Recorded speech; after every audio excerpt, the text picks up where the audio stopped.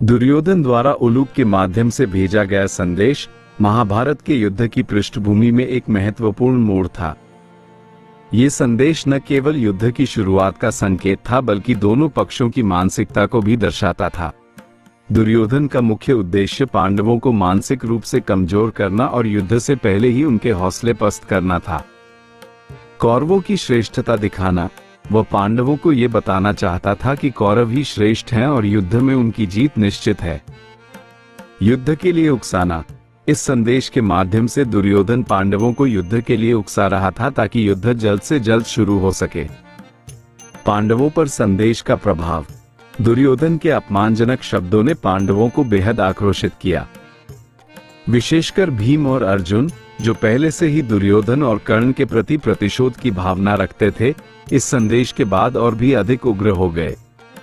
इस संदेश ने पांडवों को स्पष्ट कर दिया कि युद्ध अब अपरिहार्य हो गया है और उन्हें अब पीछे हटने का कोई विकल्प नहीं बचा है। एकजुटता। दुर्योधन के इस कृत्य ने पांडवों को एकजुट कर दिया।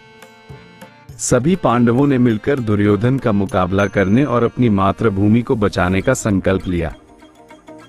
अहंकार। संदेश में दुर्योधन का अहंकार स्पष्ट रूप से दिखाई देता है।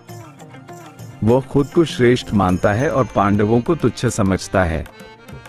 अपमान। दुर्योधन ने पांडवों का व्यक्तिगत रूप से अपमान किया है। उसने उनके व्यक्तित्व और क्षमताओं पर सवाल उठाए हैं। उकसाना। दुर्योधन ने जानबूझकर ऐसे शब्दों का प्रयोग किया है जो पांडवों को उकसा सकें।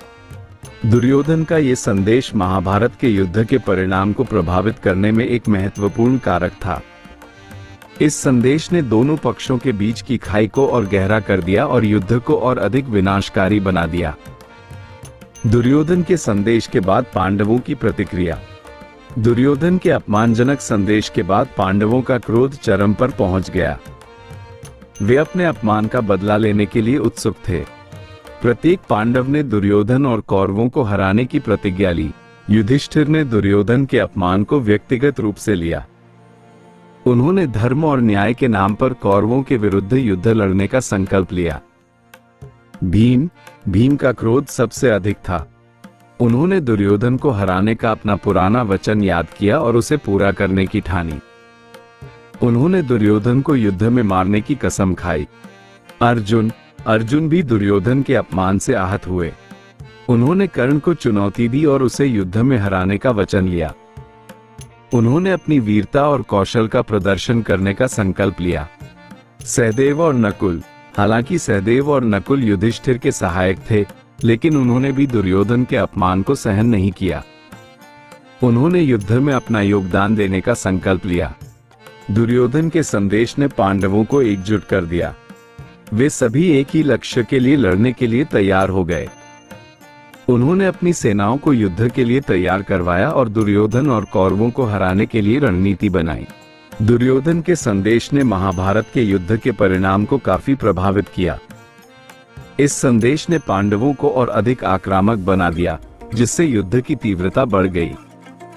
इसके अलावा इस संदेश ने दोनों पक्षों के बीच की खाई को और गहरा कर दिया, जिससे युद्ध को रोकना असंभव हो गया। दुर्योधन के संदेश ने केवल पांडवों को ही नहीं बल्कि अन्य पात्रों को भी प्रभावित किया। कई पात्रों ने पांडवों का समर्थन किया, जबकि कुछ ने कौरवों का पक्ष लिया। द्रौपदी ने दुर्योधन के अपमान को बहुत गहराई से महसूस किया। उन्होंने पांडवों को युद्ध में जीत दिलाने के लिए हर संभव प्रयास करने का संकल्प लिया। कृष्ण ने पांडवों का पक्ष लिया और उन्हें युद्ध में जीत दिलाने के लिए उनकी मदद की। शकुनी ने कौरवों का पक्ष लिया और पांडवों को हराने के लिए हर संभव प्रयास किया।